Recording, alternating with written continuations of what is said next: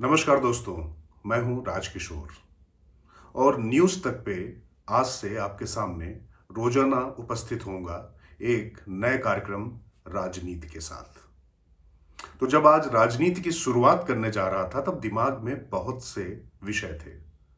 लग रहा था किस पर आपसे चर्चा करूं। गुजरात का चुनाव बिल्कुल सामने है, प्रधानमंत्री नरेंद्र मोदी वहां पर हैं। दिल्ली की सरकार के मुखिया अरविंद केजरीवाल ने वहां पर पूरा जोर झोंक के रखा हुआ है।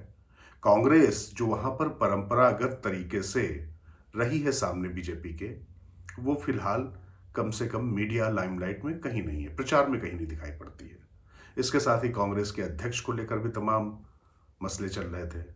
लेकिन तभी एक खबर प्रयागराज से आई, और प्रयागराज से आई ये खबर ऐसी खबर है जो एक तरीके से आप मान लीजिए कि प्रधानमंत्री नरेंद्र मोदी और उनकी पूरी सरकार के लिए एक नया लक्ष्य है, एक असाइनमेंट है। आपको लग रहा होगा कि देश के और दुनिया के सबसे शक्तिशाली राजनीतिज्ञों में शुमार प्रधानमंत्री नरेंद्र मोदी को कौन असाइनमेंट दे सकता है। तो असाइनमेंट किसी व्यक्ति ने नहीं दिया, आपको बता दूं। ये जो उनका पितृ संगठन है राष्ट्रीय स्वयंसेवक संघ, उसका नया मिशन है, उसका नया मुद्दा है, और ये मुद्दा है जनसंख्या नीति। वैसे विजयदशमी के दिन सरसंघ चालक राष्ट्रीय स्वयंसेवक संघ के जो है मोहन भागवत, उन्होंने जनसंख्या नीति की जरूरत बताई थी। अब प्रयागराज में 4 दिन के राष्ट्रीय स्वयंसेवक संघ के कार्यकारिणी मंडल का आरंभ हुआ है, और उसकी शुरुआत में ही सर कार्यवाह जो राष्ट्रीय स्वयंसेवक संघ के हैं दत्तात्रेय होस बोले, उन्होंने बिल्कुल स्पष्ट रूप से कह दिया है कि अब जनसंख्या विस्फोट बेहद खतरनाक कगार पर है। जनसंख्या संतुलन और बांग्लादेशी घुसपैठ के साथ साथ धर्मांतरण जैसे मुद्दों को उन्होंने धार दे दी है। मतलब साफ है कि राष्ट्रीय स्वयंसेवक संघ के लिए इस समय सबसे बड़ा मुद्दा जनसंख्या नीति है, और इसके साथ में हिंदुओं की घटती संख्या पर भी उन्होंने चिंता बताई है, और किस तरीके से युवा जनसंख्या नियंत्रण जो हो रहा है कुछ विशेष वर्ग में, उससे वहां पर कम होंगे, और कहीं पर डेमोग्राफिक चेंज हो रहे हैं उसकी तरफ भी वो इशारा कर रहे हैं। अब मैं आता हूं कि प्रधानमंत्री नरेंद्र मोदी के लिए ये असाइनमेंट कैसे है। पहले तो आपको ये समझना होगा, बल्कि आप जानते ही हैं, समझना होगा शायद मैं ज्यादा कह रहा हूं, आप जानते हैं कि नरेंद्र मोदी एक ऐसे प्रधानमंत्री हैं जो पूरी तरीके से पहले प्रचारक रहे हैं। राष्ट्रीय स्वयंसेवक संघ से बीजेपी में आए थे, राष्ट्रीय संगठन मंत्री के पद पर भी रहे, और संगठन मंत्री रहते हुए ही उन्हें गुजरात के मुख्यमंत्री का उत्तरदायित्व दिया गया था। उसके बाद से तो अब सब इतिहास है। गुजरात में उन्होंने इतिहास रचा, देश की राजनीति में भी तमाम इतिहास रच रहे हैं। लेकिन जो सबसे खास बात है, जो मैंने जिस असाइनमेंट की बात की है, वो समझने की आवश्यकता है। क्योंकि देखिए, संघ के प्रमुख मुद्दे कौन से थे उसके जन्म से, उसके आरंभ से ही उसके नेता क्या कहते रहे। उनके लिए सबसे बड़ा मुद्दा था एक देश एक विधान। राष्ट्रीय स्वयंसेवक से जब राजनीतिक पार्टी बनी जनसंघ, तो जनसंघ के जो पहले अध्यक्ष थे डॉक्टर श्यामा प्रसाद मुखर्जी, उनकी शहादत का जिक्र अक्सर आप सुनते होंगे कि किस तरीके से लाल चौक पर झंडा फहराने गए थे वो, और उसके बाद वहां पर उनकी जान चली गई थी। तो उस शहादत को लेकर अक्सर बीजेपी लोगों को याद दिलाती रहती है, और याद दिलाती ही कश्मीर का मुद्दा ऐसा है कि जो सबसे पहले और सतत तरीके से वहां वो उठाते रहे। तो अनुच्छेद 370 और 35A इनको हटाने के साथ ही नरेंद्र मोदी सरकार ने भारतीय जनता पार्टी का जो घोषणा पत्र का प्रमुख मुद्दा था वो पूरा किया, और राष्ट्रीय स्वयंसेवक संघ का एक जो स्वप्न था कि कश्मीर भारत का अविभाज्य अंग है, उस संवैधानिक रूप से पूरी तरीके से भारत में सम्मिलित दिखाई पड़े। अभी पीओके का मुद्दा बाकी है, वो मुझे लगता है कि अगले चरण की बात होगी। लेकिन फिलहाल जो भारत के पास जो भारत के अंदरूनी विषय है, वो एक एक करके नरेंद्र मोदी ने प्रधानमंत्री बनने के बाद संघ के उन मुद्दों को परिणत तक, यानी तार्किक परिणत तक पहुंचाना शुरू कर दिया है। अब एक और बड़ा मुद्दा था, आपको याद होगा, राम जन्मभूमि का, वो भी आपको मालूम है कि उसका निर्माण आरंभ हो चुका है। प्रधानमंत्री नरेंद्र मोदी अभी वहां पर जाने वाले भी हैं, दीपावली के दौरान जाएंगे वो। और इसके अलावा काशी विश्वनाथ कॉरिडोर बनकर तैयार हो चुका है। मथुरा को लेकर भी बहुत ज्यादा चर्चा चल रही है। ये सब मुद्दे किसके थे, ये मुझे याद दिलाने की जरूरत नहीं है। ये सारे मुद्दे ऐसे थे जो शुरुआत में राष्ट्रीय स्वयंसेवक संघ या उनके अनुषांगिक संगठनों ने उठाए थे। अब राष्ट्रीय स्वयंसेवक संघ का ही विश्व हिंदू परिषद था अनुषांगिक संगठन, जिसने राम मंदिर का मुद्दा उठाया। भारतीय जनता पार्टी उसमें कूदी राजनीतिक रूप से, और उसके बाद आपने देखा कि किस तरीके से 89 भी हुआ, 91 भी हुआ, 92 भी हुआ, लेकिन 2019 के लोकसभा चुनाव में जब प्रधानमंत्री नरेंद्र मोदी से पूछा गया था तो कहा गया था कि ये कोर्ट तय करेगा, और कोर्ट ने वो जैसे ही लोकसभा चुनाव हुए तय कर दिया शांतिपूर्ण तरीके से। अयोध्या का एक ऐसा मुद्दा जो कभी भी लगता ही नहीं था कि सुलझ पाएगा, वो भी सुलझ गया। 370 और 35A की बात हम कर चुके हैं। लेकिन आपने ध्यान दिया होगा कि 2019 के चुनाव से पहले ही जनसंख्या असंतुलन, जनसंख्या नियंत्रण, जनसंख्या नीति, इसको लेकर लगातार कुस्वर मुखर हो रहे हैं। राष्ट्रीय स्वयंसेवक संघ के बड़े पदाधिकारी बहुत गंभीरता के साथ में इस मुद्दे को आगे बढ़ा रहे हैं। सरकार की तरफ से तमाम मंत्रियों ने, तमाम नेताओं ने सर्वोच्च स्तर पर भी बढ़ती जनसंख्या और जनसंख्या विस्फोट पर चिंता जताई गई है। और वैसे ये पहली बार नहीं है कि हिंदुस्तान में जनसंख्या को लेकर चिंता जताई गई हो।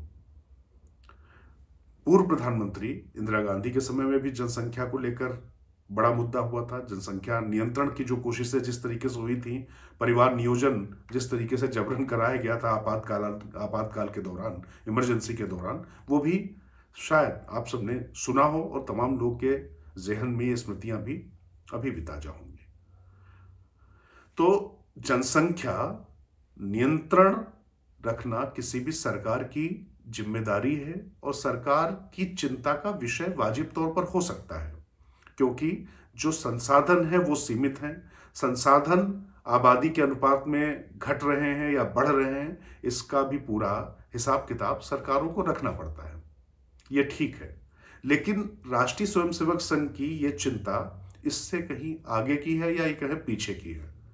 निश्चित तौर पर सरकारों के लिए महत्वपूर्ण विषय हो सकता है, लेकिन राष्ट्रीय स्वयंसेवक संघ के लिए ये इसलिए ज्यादा महत्वपूर्ण है क्योंकि जिस हिंदू अस्मिता, जिस हिंदुत्व की पहचान पर पूरी पार्टी का आधार टिका हुआ है, पूरे संगठन का, क्षमा कीजिएगा, पार्टी वो अपने आप को नहीं कहते, वो अपने आप को सामाजिक संगठन कहते हैं, लेकिन भारतीय जनता पार्टी उन्हीं का एक राजनीतिक संगठन है जो उनके मुद्दे को आगे बढ़ाता चला आ रहा है। मैंने अभी पूर्व में आपको बताया कि किस तरीके से भारतीय जनता पार्टी ने एक एक करके संघ के जितने भी मुद्दे थे उनको तार्किक परिणति तक पहुंचाना शुरू किया है। अब प्रयागराज में जो कहा दत्तात्रेय होस बोले जी ने, उसको भी बहुत ध्यान से सुनना चाहिए। उन्होंने क्या कहा? उन्होंने कहा कि जनसंख्या विस्फोट से स्थिति बहुत खराब है, हिंदुओं की आबादी लगातार कम हो रही है, धर्मांतरण बहुत बड़ी चिंता का विषय है, सरकार को इसके लिए एक सख्त नीति बनानी चाहिए, और जनसंख्या नीति का भी उन्होंने पूरी तरीके से समर्थन किया। तो हिंदुओं की घटती आबादी और डेमोग्राफिक चेंज को लेकर जो उन्होंने कहा, और यहां तक उन्होंने एक बहुत बड़ी बात कही कि तमाम देशों के विभाजन जनसंख्या असंतुलन को लेकर हुए हैं, और उसमें भारत भी शामिल है। पाकिस्तान एक मुल्क बना आजादी के बाद में, आपको पता है कि उसके बनने का आधार क्या था? वो आबादी के लिहाज से एक मुस्लिम देश के रूप में उसको पहचान मिली। वो अलग बात है कि वो उसके बाद उसका एक और हिस्सा हुआ, वो बांग्लादेश के रूप में बना। उसी जनसंख्या असंतुलन को लेकर कभी असम में, पूर्वोत्तर में खास तौर से ये मुद्दे लगातार उठते रहे। अभी चूंकि असम में भी भारतीय जनता पार्टी की सरकार है, पूर्वोत्तर में भी नरेंद्र मोदी की सरकार ने बहुत ज्यादा फोकस किया है, न सिर्फ राजनीतिक तौर पर बल्कि प्रशासनिक और सामरिक तौर पर भी बहुत बड़ी बड़ी नीतियां बनी है। राष्ट्रीय स्वयंसेवक संघ जब भारतीय जनता पार्टी की सरकार नहीं थी तो भी पूरे सीमावर्ती प्रदेशों में धर्मांतरण को लेकर, घुसपैठ को लेकर मुद्दे बनाता रहा, चलाता रहा, लेकिन सरकार उसकी नहीं थी। जो भी सरकारें उस दौरान थी, जो उनकी प्राथमिकताएं थी और जो उनको उचित लगता था, वो उस हिसाब से कदम उठाते रहे। लेकिन जब राष्ट्रीय स्वयंसेवक संघ कि राजनीतिक संगठन ने सत्ता में अपनी आमद दरियाफ्त की, तो उसके बाद धीरे धीरे उनके मुद्दों को लेकर चर्चा होनी शुरू हुई। इससे पहले एनडीए यानी भारतीय जनता पार्टी के नेतृत्व में जब सरकारें बनी 1996 में तो 13 दिन की सरकार थी, 98 में 13 महीने की सरकार रही, उसके बाद 1999 में कारगिल युद्ध के बाद जरूर उनकी 4.5 साल सरकार रही और अटल बिहारी वाजपेयी प्रधानमंत्री थे। तो अटल बिहारी वाजपेयी के पास जो मैंडेट था, जो जनमत था, वो पूरी तरीके से भारतीय जनता पार्टी का जनमत ना होकर सहयोगी दलों के साथ मिलकर बना हुआ था। इसलिए जाहिर तौर पर जो अन्य उनके सहयोगी दल थे उनकी आवाज भी बहुत महत्वपूर्ण होती थी और उनके साथ में उस समय राजनीति भी बदल ही रही थी। वो मुद्दे लेकिन मुखर हो रहे थे, प्रखर हो रहे थे। संसद से लेकर सड़कों तक उन पर बहुत ही मुखर रूप से चर्चा शुरू हो चुकी थी। लेकिन कोई भी परिवर्तन लोकशाही में जब सत्ताधारी दल होता है तो अपने हिसाब से उसके लिए कराना आसान होता है, और अगर बहुमत उसके पास प्रचंड है तो फिर वो और ज्यादा आसानी से कर सकता है। हुआ भी यही। 2014 में प्रधानमंत्री नरेंद्र दामोदर दास मोदी चेहरे के रूप में भारतीय जनता पार्टी के थे और अपने दम पर 272 का बहुमत चाहिए था, बहुमत का आंकड़ा था, जादुई आंकड़ा। 282 सीटों के साथ वो अकेले आए, एनडीए 325 के ऊपर गया। उसके बाद धीरे धीरे भारतीय जनता पार्टी के जो भी मुद्दे थे उन पर काम करना शुरू किया गया और 19 तक आते आते उनकी आधारशिला जो पहले से रखी हुई थी उसको और ज्यादा मजबूत कर दिया गया। अब उन पर निर्माण हो रहा है 2019 के चुनाव के बाद, चूंकि 2019 में भी भारतीय जनता पार्टी नरेंद्र दामोदर दास मोदी को पूरी तरीके से बहुमत मिला और 303 का जो आंकड़ा था उसने पूरी विपक्ष को हताहत करके रख दिया। अब जाहिर है राष्ट्रीय स्वयंसेवक संघ की जो नीतियां हैं उनको अमली जामा नरेंद्र मोदी पहनाने में लगे हैं। वो खुद स्वयंसेवक रहे हैं और हिंदुत्व का चेहरा माने जाते रहे, और इस समय जिस तरीके से उनकी स्थिति है भारतीय जनता पार्टी के अंदर भी, कम से कम इन मुद्दों को लेकर जो संघ के द्वारा उठाए गए मुद्दे हैं उनको लेकर तो कभी कोई सवाल या कोई प्रश्न वैसे ही नहीं उठता रहा है। लेकिन निश्चित तौर पर लोकशाही में दूसरे जो लोग हैं, दूसरे विपक्षी दल हैं, उनका भी सम्मान करना होता है और तमाम और भी दांवपेच होते हैं, तमाम और गूढ़ताएं होती हैं, उनसे पार पाकर ही किसी मुद्दे को सामने पहुंचाया जा सकता है। तो इसके लिए सबसे ज्यादा जरूरी होती पहले किसी भी चीज को लेकर विमर्श की प्रक्रिया शुरू की जाए, फिर दूसरा चरण ये होता है कि उस विमर्श को और तेज किया जाए और उसको कानूनी जामा या अमली जामा पहनाने की दिशा में आगे बढ़ा जाए। तो ये चर्चा जो शुरू हुई थी, ये विजयदशमी को कहा, आपको ये भी पता ही होगा कि विजयदशमी को जो सरसंघ चालक का उद्बोधन होता है, जो संबोधन होता है, वो एक तरीके से उस पूरे साल का राष्ट्रीय स्वयंसेवक संघ का जो प्रमुख लक्ष्य होता है वो होता है। उसके बारे में वो पूरे देश से मुखातिब होते हैं और चर्चा करते हैं।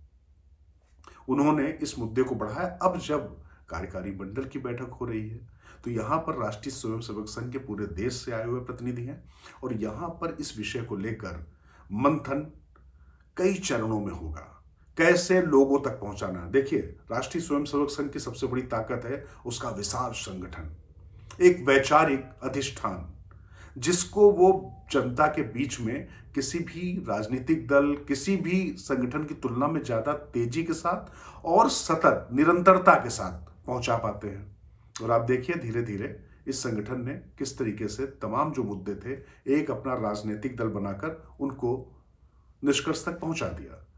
तो अब ये मानकर चलिए कि दत्तात्रेय होस बोले, जो कि अखिल भारतीय विद्यार्थी परिषद जो संघ का अनुषांगिक संगठन है उसके राष्ट्रीय संयोजक रहे थे, और इस समय भारतीय जनता पार्टी में अगर आप देखेंगे तो आधे से ज्यादा सांसद संगठन में या विधायक या एमएलसी, ये जितने हैं ज्यादातर अखिल भारतीय विद्यार्थी परिषद की पृष्ठभूमि से आए हुए लोग हैं। ये संघ का एक ऐसा अनुषांगिक संगठन था जो संघ से सीधे जुड़ा होने के बावजूद भारतीय जनता पार्टी के ज्यादा नजदीक होता था, यानी ज्यादा राजनीतिक काम था। चूंकि कॉलेज से राजनीति का एक उन्होंने पौधा जो बोया था, वो राजनीति, वो संघ के सर कार्यवाह अकेले ऐसे हैं जो अखिल भारतीय विद्यार्थी परिषद की पृष्ठभूमि से आए हैं। तो उनका इस तरीके से मुद्दे उठाना और आगे बढ़ाना, तो आप समझ सकते हैं कि इसके निहितार्थ क्या हैं। तो कुल मिला के अब जनसंख्या नीति को लेकर निश्चित तौर पर आप मानकर चलिए कि इस अब जो नरेंद्र मोदी सरकार है वो बहुत ही आक्रामक तरीके से आगे बढ़ने जा रही है। ये मुद्दे आने वाले समय में आपको देखने को मिल सकते हैं। तो फिलहाल मैं यहाँ पर रुकता हूँ और फिर आपसे मुखातिब होऊंगा। लगातार बात होती रहेगी न्यूज़ तक में राजनीति के इस कार्यक्रम में। बहुत बहुत धन्यवाद। नमस्कार।